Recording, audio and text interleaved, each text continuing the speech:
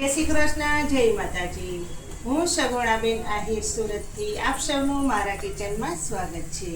આજે આપણે બનાવીશું રાજમા અને બટેકાનું શાક। તમને જો મારા આ રાજમાની રેસીપી સારી લાગે તો મારી ચેનલને સબસ્ક્રાઇબ કરવાનું ન ભૂલતા અને વધારેમાં વધારે તો તમારા મિત્રોને મારી રેસીપીઓ શેર કરજો, જેથી કરીને હું પણ તમારી સામે નવી નવી રેસીપીઓ શેર કરી શકું। તો ચાલો રાજમાનું શાક બનાવવાની શરૂઆત કરીએ। આપણે સ્પેશિયલ રાજમાનું શાક બનાવવાનું છે, તો તેના માટે મેં અહીં 1 કિલો રાજમા પલાળી દીધેલા હતા। આ રાજમાને મેં સાંજે પલાળી દીધેલા હતા, અત્યારે સરસ એવા સોફ્ટ થઈ ગયા છે। અને 1 કિલો બટેકા લીધેલા છે, તેને પણ મેં કટ કરી લીધેલા છે। સૌપ્રથમ તો પહેલા આપણે જે રાજમા લીધેલા છે તેને 2 સીટી વગાડવા દેશું, જેથી કરીને સરસ રીતે સોફ્ટ થઈ જાય। ગેસ ચાલુ કરીશું। આપણે જે રાજમાની અંદર પાણી હોય તે આપણે કાઢી નાખશું અને બીજું નવું પાણી નાખીશું। આ રાજમાને આપણે કુકરમાં નાખી દેશું અને 2 વિસલ થવા દેશું। ગમે ત્યારે શાક બનાવવું હોય રાજમાનું ત્યારે સાંજે પલાળી દેવાના, એટલે આપણે સવારે શાક કરી શકીએ। રાજમા બુડે તેટલું પાણી નાખીશું। કુકરમાં આપણે અડધી ચમચી હળદર પાવડર નાખશું, 1 ચમચી નમક નાખી દેશું।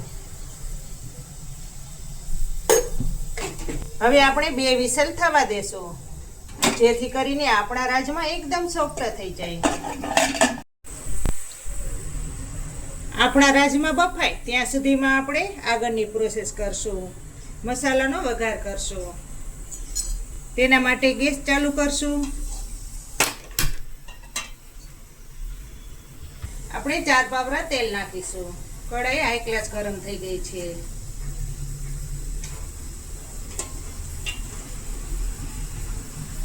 તેલ પણ આપણું સરસ ગરમ થઈ ગયું છે, તો તેમાં આપણે 1 ચમચી રાઈ નાખશું। રાઈને સરસ ફૂટવા દેશું। 1 ચમચી આખું જીરું નાખશું।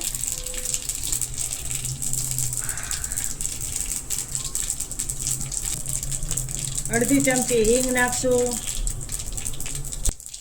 થોડાક આપણે ખરા મસાલા નાખીશું, એમાં બાદીઓ નાખશું, તમાલપત્ર, સૂકા લાલ મરચાં અને તજના ટુકડા। બીજા આપણે વધારાના કોઈ મસાલા નથી નાખવાના। હવે તેમાં આપણે લસણની પેસ્ટ નાખીશું, લીલા મરચાંની પેસ્ટ નાખીશું,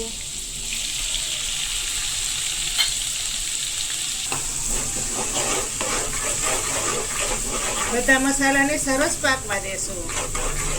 હવે રાજમાના મસાલા માટે આપણે ડુંગળીની પ્યોરી લીધેલી છે તે નાખીશું।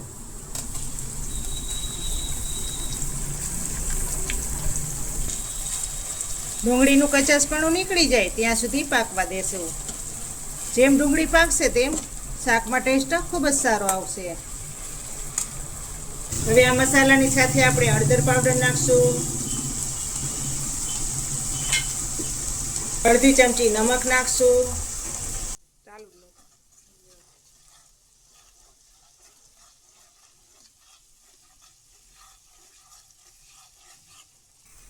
શાકમાં નાખવા માટે આપણે 4 ટમેટાની પ્યોરી લીધેલી છે તે નાખશું। તે ડુંગળીની સાથે નાખી દેશું।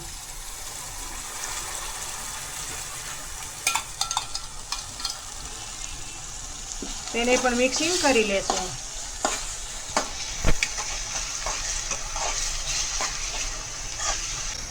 બંને વસ્તુને સરસ રીતે પાકવા દેશું। આ રીતે બધો મસાલો પાકી જાય પછી તેમાં આપણે બટેકાના ટુકડા નાખી દેશું। બટેકાને આપણે કટ કરી અને ધોઈ લીધેલા છે। બધું મિક્સિંગ કરી લેશું। આ રાજમા બટેકાનું શાક ભાત સાથે ખાવાની ખૂબ જ મજા આવે છે। આ શાકને આપણે જ્યાં સુધી બટેકા સોફ્ટ ન થાય ત્યાં સુધી પાકવા દેશું। ઉપરથી થાળી ઢાંકી દેશું। આપણે અંદર પાણી નહીં નાખીએ, આપણે થાળીમાં પાણી નાખીશું, જેથી કરીને વરાળથી સરસ રીતે પાકી જાય।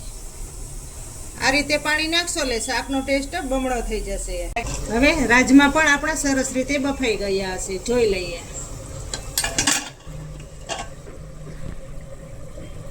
આ રીતે રાજમાનો દાણો ભાંગી જવો જોઈએ. બટેકાને પણ જોઈ લઈએ.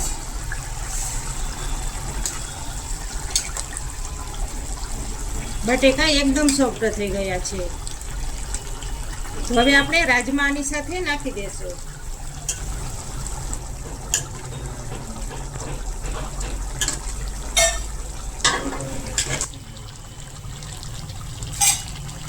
હવે બધું મિક્સિંગ કરી લેશું.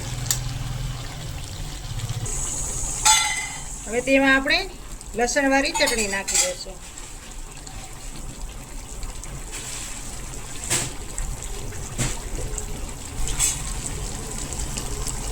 એક ચમચી લાલ મરચાંનો પાવડર નાખશું.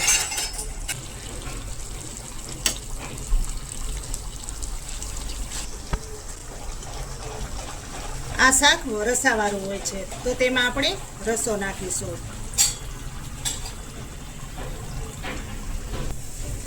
રાજમાને પણ સરસ રીતે રસામાં પાકવા દેશું. થોડોક આપણે લીંબુનો રસ નાખશું. જોઈ શકો છો ને, શાક જોતા જ ખાવાનું મન થાય તેવું શાક તૈયાર થયું છે. આ શાક ચાવલ સાથે ખાવાની ખૂબ જ મજા આવે છે. ઉપરથી લીલા ધાણા નાખી દેશું. શાક આપણું રેડી થઈ ગયું છે. જુઓ, રાજમા બટેકાનું શાક તૈયાર થઈ ગયું છે. તો તમને કેવી લાગી રાજમા બટેકાના શાકની રેસીપી? તમે મને કોમેન્ટ બોક્સમાં ચોક્કસથી જણાવજો. તો ફરી મળીશું એક નવી રેસીપી લઈને. ત્યાં સુધી જય શ્રી કૃષ્ણ, જય માતાજી.